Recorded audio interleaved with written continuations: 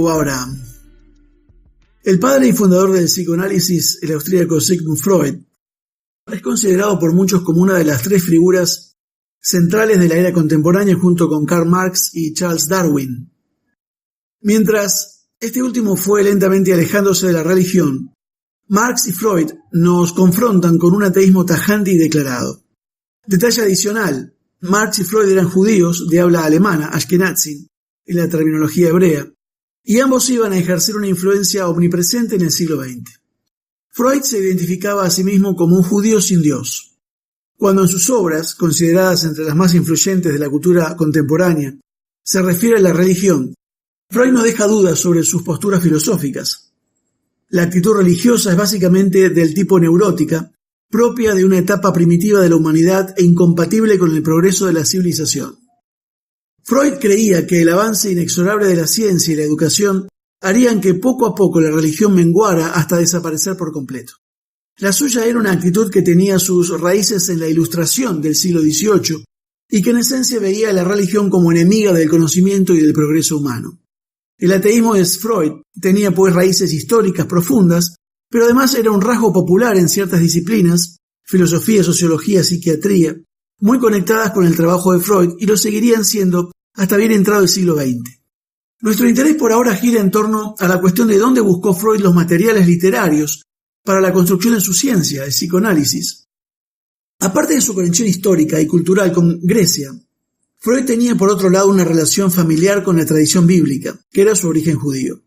Tanto por parte paterna como materna, Freud procedía de familias judías ortodoxas de Galicia, en el oriente del Imperio Austrohúngaro, de modo que en su infancia se vio expuesto a las historias de la Biblia. ¿Por qué Freud privilegió los relatos, caracteres y personajes de las historias griegas? ¿Por qué no consideró los personajes e historias de la Biblia que conoció en su niñez?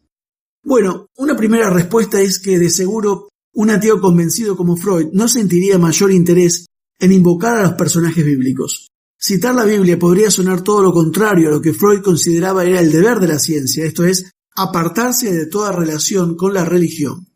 El destino tiene algo de ese carácter inconmovible de las leyes de la naturaleza que definen a la ciencia tal como la entiende Freud. El destino implacable tiene algo de esa inmutabilidad de las leyes naturales, que una vez definidas no pueden ser modificadas por voluntad alguna, ni siquiera por voluntad divina. Así, por ejemplo, el destino de Edipo está determinado por el oráculo que señala que matará a su padre y se casará con su madre, un mandato que será imposible de quebrantar, aun cuando Edipo intenta hacerlo. En la tradición bíblica, por otro lado, siempre está presente la posibilidad de redención. El conflicto padre-hijo, que describe la historia del sacrificio de Isaac, tiene un final feliz. El conflicto es superado en última instancia por la intervención divina. Pero si se trata del incesto, el argumento de la leyenda de Edipo, también había materiales en los cuales echar mano, la historia de Lot y sus hijas, o incluso Abraham y Sara. Pero esta intervención divina y la posibilidad de redención humana, por su intermedio, suponen un choque con el universo determinista de Freud. Freud no acepta los cambios que un Dios eterno pueda hacer en la vida del ser humano. Por eso se hizo un traje a su medida, acudiendo a las leyendas y cuentitos griegos, y no acudiendo al Dios verdadero.